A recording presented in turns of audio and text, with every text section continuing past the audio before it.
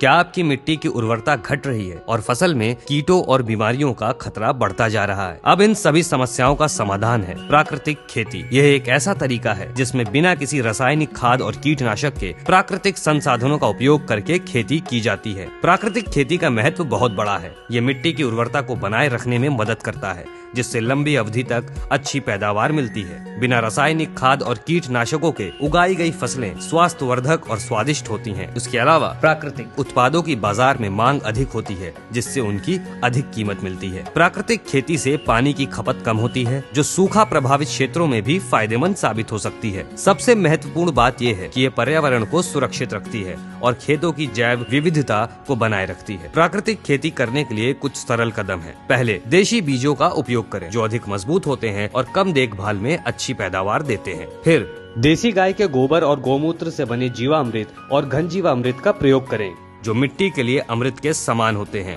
Mulching और आच्छादन करने से मिट्टी में नमी बनी रहती है और फसल का स्वास्थ्य बेहतर रहता है। वर्मी कंपोस्ट और पंचगव्य का उपयोग करके मिट्टी की उर्वरता और फसल की रोग प्रतिरोधक क्षमता बढ़ाई जा सकती है। इसके अलावा मिश्रित और अंतर फसल प्रणाली अपनाकर मिट्टी में पोषक तत्वों का संतुलन बनाए रखा जा सकता है और कीटों का नियंत्रण आसान हो जाता है।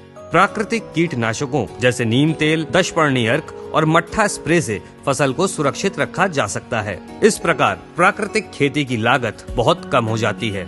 मिट्टी की उर्वरता बनी रहने से हर साल उत्पादन बढ़ता है।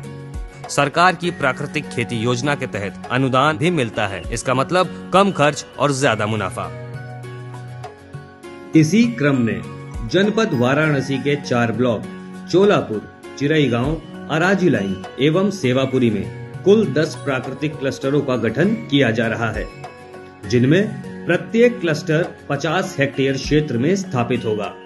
इस प्रकार जनपद वाराणसी में कुल 500 हेक्टेयर क्षेत्रफल की योजना वर्ष 2025 से प्रारंभ की जा रही है। इस योजना के अंतर्गत 1250 किसानों का चयन किया जा चुका है एवं उन्हें प्राकृतिक खेती का प्रशिक्षण भी प्रदान किया जा रहा है।